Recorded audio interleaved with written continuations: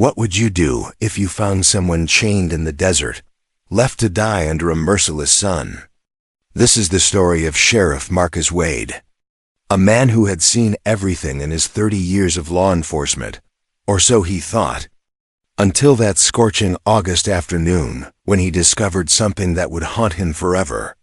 Something that would test every principle he'd ever held about justice, mercy, and what it means to be human in a world that often forgets its humanity. The desert stretched endlessly in all directions. A vast ocean of sand and stone that shimmered under the relentless heat. Marcus had been tracking a stolen vehicle, following tire marks that cut through the barren landscape like scars on ancient skin. The air was thick, suffocating, pressing down on everything with the weight of 1,000 buried secrets. Vultures circled overhead, their dark wings casting fleeting shadows on the cracked earth below. He'd been driving for hours, his cruiser kicking up clouds of dust that hung in the air long after he'd passed. The radio crackled with static, civilization nothing more than a distant memory in this forgotten corner of the world. Out here, the desert made its own rules. And those rules were simple: survive or perish, adapt or die. Endure or be swallowed whole by the endless expanse of nothing. Marcus stopped the vehicle when he saw something glinting in the distance. A flash of metal catching the sunlight like a signal flare. He stepped out into the heat, feeling it slam into him like a physical force. The temperature had to be over 110 degrees, the kind of heat that could kill a man in hours if he wasn't careful. He reached for his water bottle, took a long drink, and started walking toward whatever had caught his attention. As he got closer, his heart began to race. What he saw defied comprehension, defied everything he thought he knew about human cruelty. There, chained to a massive boulder that jutted from the sand like a broken tooth, was a woman. Her wrists were bound by heavy iron shackles, the kind used in old prisons, rusty and cruel. The chain was just long enough to let her shift positions, but not long enough to reach any shade. Not long enough to escape the sun's brutal assault. She was barely conscious. Her skin burned and blistered, her lips cracked and bleeding. Her dress, once probably white or cream, was now the color of the desert itself, stained with dirt and blood and sweat. Her dark hair hung in matted tangles around her face. And when Marcus called out to her, she barely stirred, as if even the act of responding required more strength than she possessed. Marcus ran back to his cruiser, grabbed his emergency kit and more water, and rushed to her side. His hands shook as he tried to find the lock on the shackles, his mind racing with questions. Who was she? How long had she been here? Who could do something like this to another human being? The woman's eyes fluttered open. Just for a moment, and in that brief glimpse, Marcus saw something that would stay with him forever. Not just pain, not just fear, but a deep, profound resignation, as if she had already accepted her fate. As if she had made peace with dying alone in this godforsaken place. He poured water over her lips, watching as she tried to drink, her throat working weakly to swallow. Her breathing was shallow, rapid, her body shutting down from dehydration and exposure. Marcus knew he had minutes, not hours, to save her life. He radioed for emergency medical support, giving his coordinates and the dire nature of the situation. Then he turned his attention back to the chains. The lock was old, corroded by the desert's harsh conditions, but it was still solid, still doing its job of keeping this woman prisoner. Marcus searched through his equipment, found a set of bolt cutters, and positioned them on the chain. The metal resisted at first, but finally gave way with a sharp crack that echoed across the empty landscape. The woman collapsed forward, and Marcus caught her, feeling how light she was, how fragile. He carried her to his cruiser, laid her in the back seat with the air conditioning running full blast, and continued to give her small sips of water, careful not to let her drink too much too fast. As he waited for the helicopter that would take her to the nearest hospital, Marcus examined the scene more carefully. There were no other tire tracks besides his own and the ones he'd been following. Whoever had left her here had done so deliberately, calculatingly, choosing this spot for its remoteness, for its absolute isolation. The boulder she'd been chained to was at least a mile from the nearest road, visible only to someone who happened to be looking in exactly the right direction, at exactly the right time. It was meant to be a death sentence, pure and simple. And it almost was. 3 days later, Marcus stood in the intensive care unit at County General Hospital, watching through a window as doctors worked to stabilize the woman he'd found. She'd been identified through fingerprints as Catherine Hayes, age 42, widow of Robert Hayes, a wealthy rancher who had died 6 months earlier under what were officially ruled as accidental circumstances. Robert had apparently fallen from his horse during a solo ride, struck his head on a rock, and died before anyone found him. Catherine had inherited everything: the ranch, the land, the considerable fortune Robert had accumulated over decades of careful investment and hard work. But according to the hospital social worker, Catherine had no family, no close friends. No one who had come forward to check on her or even seemed to know she was missing. Marcus found that strange, deeply strange. A woman doesn't just vanish into the desert without someone noticing, without someone asking questions. He began pulling files, making calls, piecing together Catherine's life, like a puzzle with half the pieces missing. What he discovered troubled him more with each passing hour. Catherine had married Robert Hayes 15 years ago, when she was 27 and he was 55.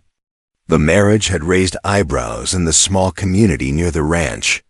Whispers about gold diggers and old fools. But Robert had seemed happy, genuinely happy, for the first time since his first wife had died 20 years prior. But there were other details, darker details.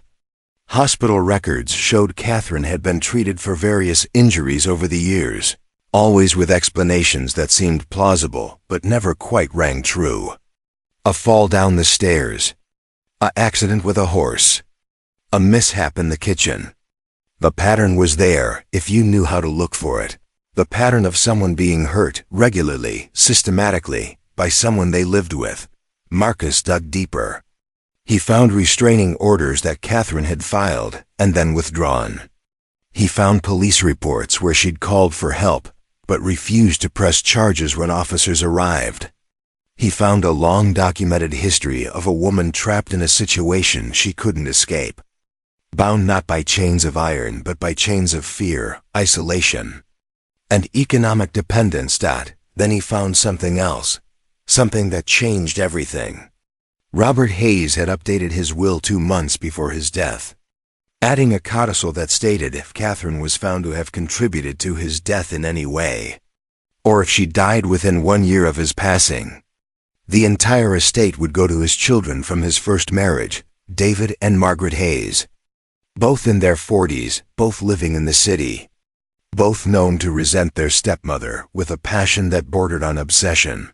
Marcus sat back in his chair, the pieces finally clicking into place. This wasn't just about cruelty, about random violence or senseless brutality. This was about money, about inheritance, about greed so powerful it could drive people to attempted murder. He needed to talk to Catherine, needed to hear her story in her own words. But the doctors said she wasn't ready, that her body had been through too much trauma, that pushing her now could do more harm than good. So Marcus waited, patient as the desert itself, knowing that some truths take time to emerge, knowing that justice, real justice, couldn't be rushed. While he waited, he drove out to the Hayes Ranch, a sprawling property that sat at the edge of the desert like a fortress against the wilderness. The house was large, imposing, built from stone and timber in a style that spoke of old money and older pride. Everything was locked up tight, but Marcus had a warrant, had convinced a judge that there was probable cause to search for evidence related to Catherine's assault. Inside, the house was immaculate, almost sterile in its perfection. But Marcus wasn't looking for disorder, he was looking for answers. He found them in Robert's study, in a locked drawer that yielded to his lockpick tools. There were letters, dozens of them, written by David and Margaret to their father, pleading with him to cut Catherine out of his life, calling her horrible names, making accusations that ranged from theft to infidelity to poisoning.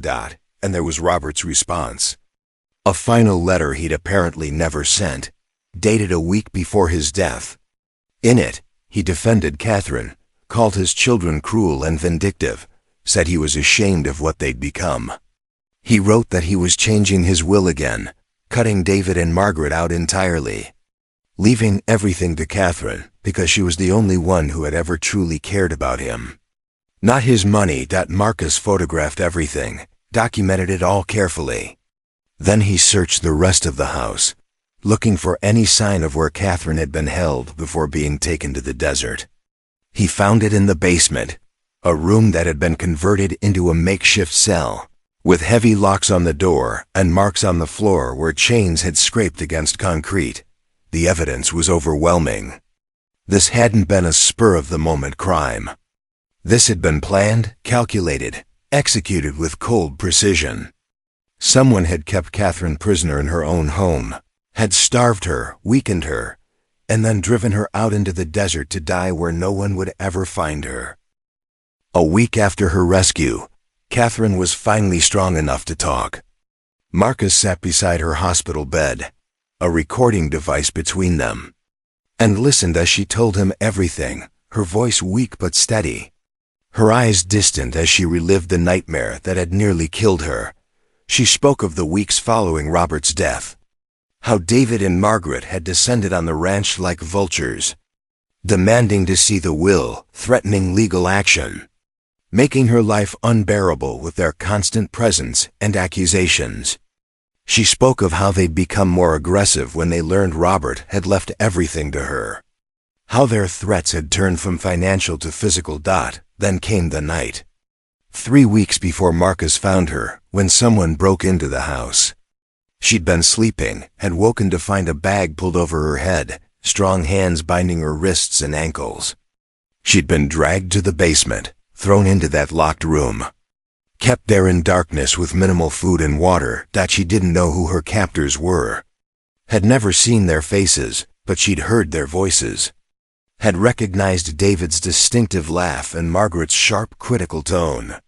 They'd kept her there for days, maybe weeks. She'd lost track of time, kept her weak and disoriented, asking her repeatedly to sign documents that would transfer the estate to them. She'd refused, over and over, even as they reduced her food to nothing, even as they took away her water for days at a time, even as they told her she would die in that basement if she didn't cooperate. And then one morning, they'd come for her, put the bag back over her head, driven her for what felt like hours, and finally removed it to reveal the endless desert stretching in all directions. Margaret had been there. Catherine was certain of it, had heard her voice as the chains were locked around her wrists. David had said something about how the desert would erase all evidence, how no one would ever find her, how even if they did, it would be too late. Then they'd left, driving away without looking back, leaving her to die slowly under the merciless sun. She'd tried to free herself, had pulled at the chains until her wrists bled, had screamed until her voice gave out, had prayed for death to come quickly when she realized rescue would never arrive. She'd been there for 3 days before Marcus found her. 3 days of agony that felt like 3 lifetimes. 3 days during which she'd said goodbye to every hope, every dream, every possibility of a future. As Catherine spoke, Marcus felt rage building in his chest, a white-hot fury at the injustice of it all, at the cruelty humans were capable of inflicting on one another. But he kept his voice calm, professional, asking the questions that needed to be asked, gathering the evidence that would ensure David and Margaret Hayes would face justice for what they'd done. When the interview was over, Marcus stood and looked down at Catherine, this woman who had survived hell itself, and made her a promise. He would see this through. He would make sure her attackers paid for their crimes. He would do everything in his power to give her back the life they'd tried to steal. Catherine nodded, too tired to speak, but her eyes held something they hadn't held before. Hope, fragile and tentative, but real nonetheless. The arrest of David and Margaret Hayes made headlines across the state. The children of a prominent rancher accused of attempting to murder their stepmother for inheritance money. It was the kind of story that captured public attention and refused to let go. Marcus led the investigation personally, working 18-hour days to build an airtight case that would stand up in court. The evidence mounted quickly. Forensic teams found Catherine's DNA in the basement room, along with the chains that matched those used to bind her in the desert. Security footage from a gas station showed David's truck on the highway leading to the desert on the day Catherine was abandoned, timestamp matching her testimony. Financial records revealed that both siblings were deeply in debt, facing bankruptcy and foreclosure without access to their father's estate. But David and Margaret had money for lawyers. Good lawyers, the kind who knew how to create reasonable doubt and exploit every technicality in the system. They claimed innocence, said they'd been nowhere near the ranch or the desert, suggested that Catherine had staged the whole thing herself to gain sympathy and secure her inheritance against their legitimate legal challenge. The trial was brutal, lasting 6 weeks and dominating local news coverage. Marcus attended every day, sitting behind the prosecution table, watching as Catherine was forced to relive her trauma again and again under cross-examination. The defense attorneys were merciless, suggesting she was mentally unstable, that her marriage to Robert had been a calculated con, that she'd killed him and then staged her own kidnapping to cover it up. Marcus watched. Catherine endured all with quiet dignity, never breaking down, never losing her composure.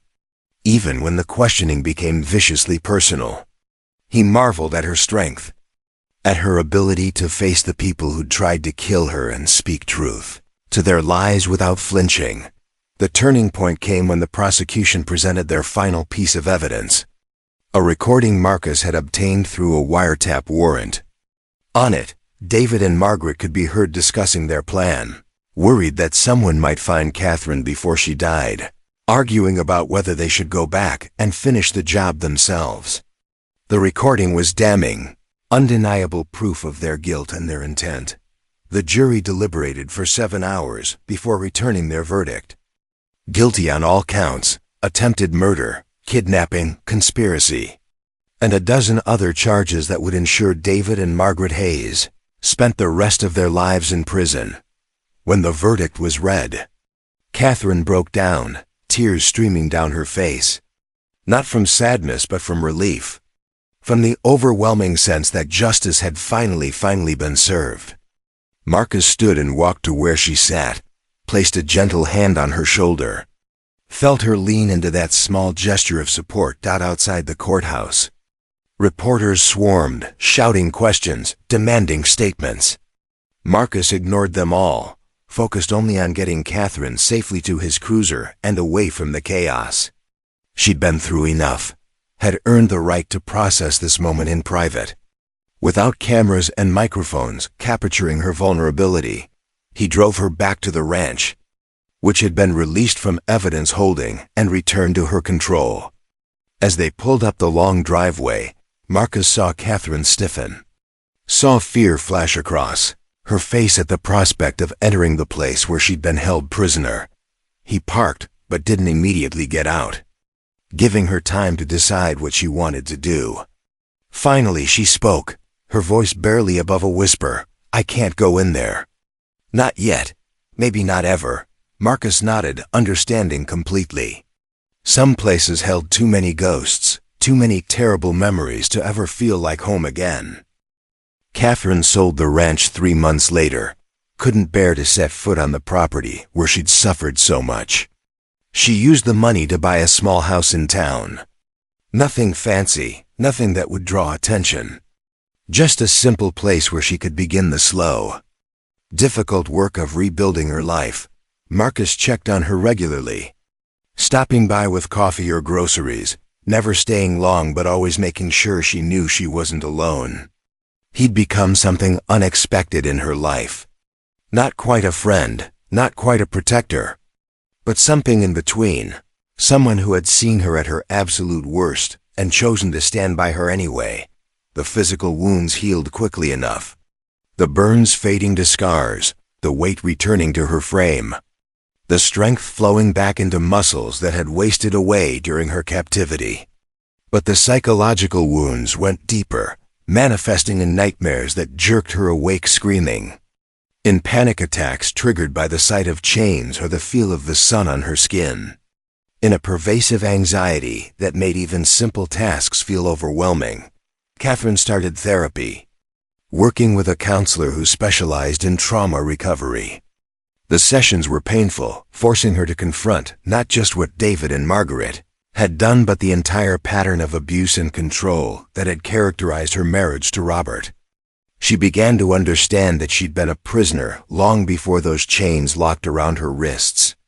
Trapped by fear and financial dependence and the slow erosion of self-worth that came from years of emotional manipulation, Marcus watched her progress with quiet admiration. Every small victory, the first time she went to the grocery store alone, the first night she slept through without nightmares, the first moment she laughed at something genuinely funny, felt like a miracle. She was reclaiming herself piece by piece, building a new life from the ashes of the old one. But there were setbacks too. Days when the weight of everything felt too heavy to bear. When Catherine questioned whether survival had been worth it, whether she had the strength to keep fighting. On those days, Marcus would sit with her in silence, his presence alone enough to remind her that she wasn't facing this battle alone. 6 months after the trial, Catherine got a job at the local library, a quiet position that suited her need for peace and routine. She started volunteering at a women's shelter, using her experience to help others who were trapped in situations she understood all too well. Slowly, gradually, she began to find purpose again. Began to see her survival not as an ending but as a beginning. The town, which had once viewed her with suspicion and judgment, began to see her differently. Her courage during the trial, her grace under unimaginable pressure, had changed people's perceptions.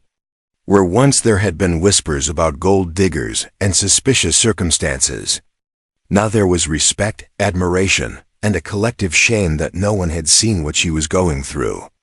That no one had helped until it was almost too late. Marcus found himself spending more time with Catherine. Not out of duty or obligation, but because he genuinely enjoyed her company. She was intelligent, funny when she let herself be, and possessed a depth of character forged in the crucible of suffering. Their relationship evolved slowly, carefully, both of them carrying too many scars to rush into anything. One evening, almost a year after he'd found her in the desert, Marcus sat with Catherine on her small porch, watching the sunset paint the sky in shades of orange and purple. The desert stretched out beyond the town limits, no longer a place of terror but simply a part of the landscape. Neutral and indifferent as it had always been. "You saved my life," Catherine said quietly, not looking at him. "I just happened to be in the right place." Marcus replied, "No." She turned to face him, her eyes serious. "You did more than that. You gave me back my humanity. You looked at me when I was at my absolute worst, and you saw someone worth saving, someone worth fighting for." "I don't think you understand what that meant." Marcus didn't know how to respond to that. Didn't have words for the emotion rising in his chest. So he just reached over and took her hand, held it gently, felt her fingers intertwine with his. They sat like that as the sun disappeared below the horizon and the stars began to emerge. Two people who had found each other in the darkness and chosen to walk toward the light together. The letter arrived on a Tuesday morning, delivered by registered mail to Marcus's office at the sheriff's station. It was from a law firm in the city, representing the estate of Robert Hayes, and its contents would once again turn Catherine's world upside down. Marcus read it twice before he understood the implications, then immediately drove to Catherine's house.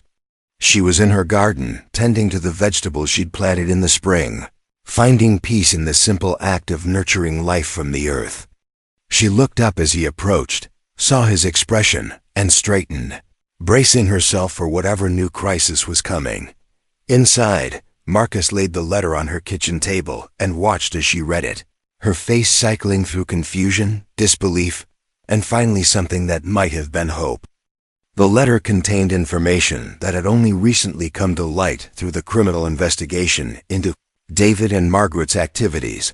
Robert Hayes had apparently known he was in danger, had suspected his children were plotting against him. 2 weeks before his death, he'd met with a different lawyer, one David and Margaret didn't know about, and created a new will, a secret will that superseded all others. In it, he'd left the bulk of his estate not to Catherine, but to a trust. A trust designed to fund a foundation dedicated to helping victims of domestic violence and abuse. Catherine was named as the director of the foundation, with a generous salary and complete control over how the money was used. Robert had also left her a personal letter, sealed and held by the lawyer, to be delivered only after his death and only if Catherine was still alive to receive it. Marcus watched as Catherine's hands shook while she opened the envelope, pulled out several sheets of paper covered in Robert's distinctive handwriting. She read silently, tears streaming down her face, and when she finished, she handed the letter to Marcus. In it, Robert apologized for everything, for the years of control and manipulation disguised as love, for isolating her from friends and family, for the subtle and not-so-subtle ways he'd broken down her confidence and self-worth. He wrote that he'd only understood what he'd done in the last year of his life, had finally seen himself clearly and been horrified by what he found. He wrote about his children, about how he'd failed them as a father, had raised them to value. Money over people, success over integrity, had created the monsters who would eventually target Catherine. He wrote that his death wouldn't be an accident, that he knew David and Margaret were planning something, but that he was old and tired and honestly didn't care what happened to him anymore. But he cared what happened to Catherine, cared desperately, wanted to make amends in the only way he knew how, by giving her the resources to escape, to rebuild, to help others escape the situations he'd helped trap her in. He wrote that if she was reading this, it meant she'd survived, meant she'd proven stronger than everything that had tried to break her, and that he hoped she could find it in herself to forgive him, not for his sake but for hers. The letter ended with a simple statement: "You deserved better than me, better than this life, better than everything I put you through. Now go be the person I never let you become." Catherine folded the letter carefully, placed it back in its envelope, and sat in silence for a long moment. Marcus waited, giving her space to process this final revelation, this unexpected gift from beyond the grave. Finally she spoke, her voice steady despite the tears. He was right. I did deserve better. I deserved love without conditions, support without control, partnership without domination. But knowing that, understanding that, it's freedom, Marcus, real freedom, not just surviving but actually being free. Marcus nodded, understanding what she meant. Catherine had been given something precious, not just money or opportunity, but validation, confirmation from the man who had hurt her most that the fault was his, not hers, that she had always been enough, had always been worthy, had always deserved the respect and autonomy he denied her. Over the following weeks, Catherine threw herself into establishing the foundation, channeling all her energy and passion into creating something meaningful from the ashes of her suffering. She hired staff, established partnerships with existing organizations, created programs to provide legal aid, safe housing, and counseling to people escaping abusive situations. The Hayes Foundation became her purpose, her mission, her way of transforming personal tragedy into public good. And in doing that work, in helping others find the freedom she'd fought so hard to claim for herself, Catherine finally completed her own healing journey, finally became whole again. 2 years after Marcus found her, Catherine asked him for a favor. A strange request that he didn't immediately understand but agreed to anyway because he trusted her completely. She wanted him to take her back to the desert. Back to the exact spot where she'd been chained. Where she'd nearly died. Marcus was reluctant. Worried that revisiting that place would trigger a setback, would undo all the progress she'd made. But Catherine was insistent, explaining that she needed to face it. Needed to reclaim that space and drain it of its power over her. So on a cool October morning, they drove out into the desert, following the GPS coordinates Marcus had logged that day 2 years ago. The landscape was unchanged, eternal and indifferent. The boulders still jutting from the sand like a monument to human cruelty. Catherine got out of the cruiser and stood there, staring at the rock, at the place where she'd been certain she would die. Marcus stayed back, giving her space but remaining close enough to offer support if she needed it. She walked forward slowly, placed her hand on the sun-warmed stone, traced the marks where the chains had scraped against rock. And then she did something unexpected. She sat down right there in the sand and began to speak, not to Marcus but to the desert itself, to the memory of who she'd been in that moment of absolute despair. "I was so afraid," she said, her voice carrying across the empty landscape. "So broken, so convinced that this was all I deserved. That this was how my story would end, alone and forgotten in this empty place." She paused, wiping tears from her face, "But I survived. I survived because of chance, because of luck, because a good man happened to be looking in the right direction at the right moment. But I also survived because something in me refused to give up, refused to let them win." Marcus watched as Catherine stood, brushed sand from her clothes, looked around at the vast expanse of desert that had almost become her grave.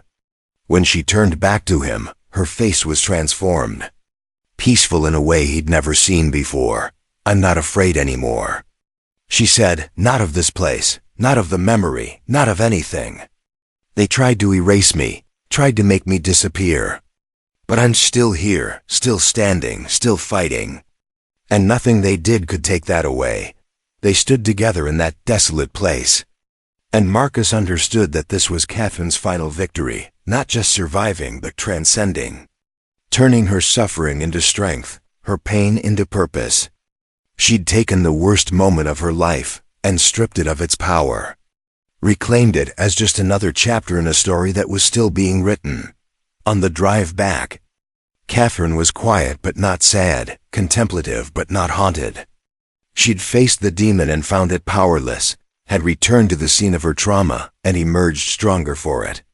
That night, for the first time since her rescue, she slept without nightmares, without fear, at peace with her past and ready to embrace her future. 3 years after that scorching August day when Marcus Wade found a woman chained in the desert, he stood in a community center packed with people, watching Catherine deliver the keynote address at the Hayes Foundation's annual fundraiser. She spoke with confidence and passion about the work they'd accomplished, the lives they'd touched, the futures they'd helped make possible. The foundation had grown beyond anyone's expectations, serving hundreds of people across 3 states, providing emergency assistance, long-term support, and advocacy for policy changes that would protect vulnerable people from the kind of abuse Catherine had endured. She'd become a respected voice in the field, testifying before legislatures, consulting with law enforcement agencies, training counselors and social workers in trauma-informed care. But more than that, she'd become fully herself, the person Robert had never let her be, strong, independent, joyful in a way that came from deep self-knowledge and hard-won wisdom. She'd built a life filled with purpose and connection, surrounded by friends and colleagues who valued her for who she was, not what she could provide them. Marcus felt pride swelling in his chest as he watched her, not the pride of someone who'd saved her, but the pride of someone who'd been privileged to witness her transformation.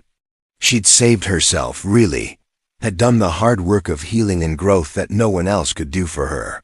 He'd just been there, a steady presence in the darkness, a hand to hold when the path forward seemed impossible to navigate. After the speech, after the applause died down and the crowd began to mingle, Catherine made her way to where Marcus stood.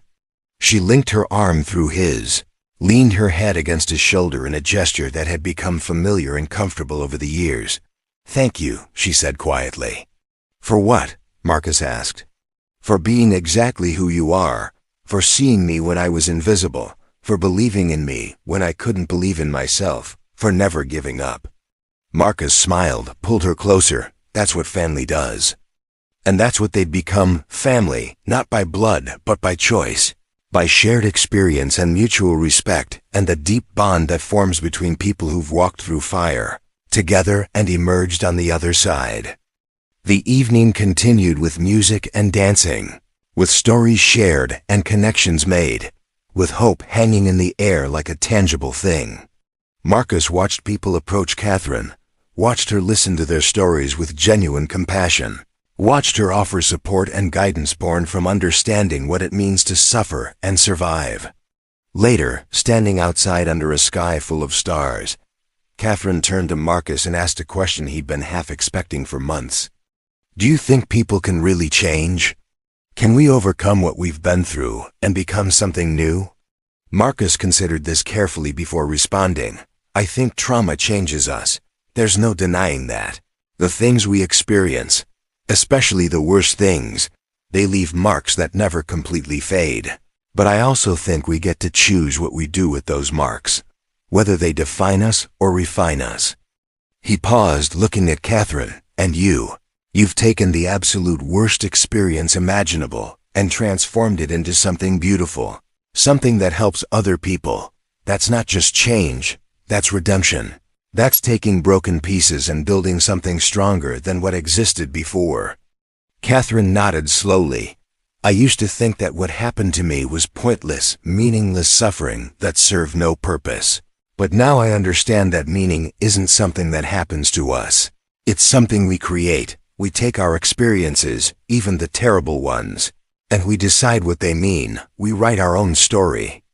She looked back toward the community center, where people were still celebrating, still connecting, still finding hope in shared experience. "And I've decided that my story isn't about victimhood or survival. It's about transformation. It's about refusing to let cruelty and hatred have the last word. It's about choosing compassion and service and love even after, especially after, you've seen humanity at its worst." Marcus felt something shift in that moment. A sense of completion, of a story reaching its natural conclusion. Catherine had found her answer, had discovered her truth in the crucible of suffering, and emerged with wisdom that could only come from that journey. The years that followed were good ones, full of growth and achievement, and the quiet satisfaction that comes from meaningful work. The Hayes Foundation expanded its reach, touched more lives, became a model for other organizations doing similar work. Catherine became a sought-after speaker and consultant, her story inspiring thousands of people to leave dangerous situations and seek help. Marcus remained a constant in her life, their relationship evolving into something neither could have predicted that day in the desert. They married eventually, a small ceremony with close friends. No fanfare or publicity, just two people who'd found each other in the darkness and chosen to walk toward the light together. Catherine never forgot where she'd been, never lost sight of how close she'd come to dying alone in that empty place. But she also never let that experience define her, never allowed it to limit who she could become or what she could accomplish. She'd been broken and remade, had died in every way that mattered and been reborn into something stronger, something better, something fully and completely herself. And sometimes, on clear nights when the stars were bright and the air was cool, she would stand outside and look toward the desert, toward that place of her greatest suffering and her most profound transformation. And she would feel not fear or pain but gratitude. Gratitude for the life she'd built, for the people she'd helped, for the love she'd found, for the simple miracle of survival and what she'd chosen to do with it. The desert remained what it had always been, vast and empty and indifferent to human suffering. But Catherine was no longer the woman who'd been chained there, left to die. She was something new, something forged in fire and refined by choice, living proof that no matter how dark the night, no matter how impossible the odds, the human spirit can endure, can adapt, can ultimately triumph. And that truth, that message of hope and resilience and redemption, became her gift to the world, her answer to the cruelty she'd endured, her proof that love and compassion and justice can prevail even in the face of humanity's darkest impulses. Marcus Wade, the sheriff who'd happened to be in the right place at the right moment, understood that he'd been part of something larger than himself that day. He'd saved a life, yes, but more than that. He'd witnessed the incredible power of the human spirit to overcome, to heal, to transform suffering into service. And in doing so, he'd learned something profound about mercy, about justice, about what it means to truly see another person and honor their humanity even in their darkest moment.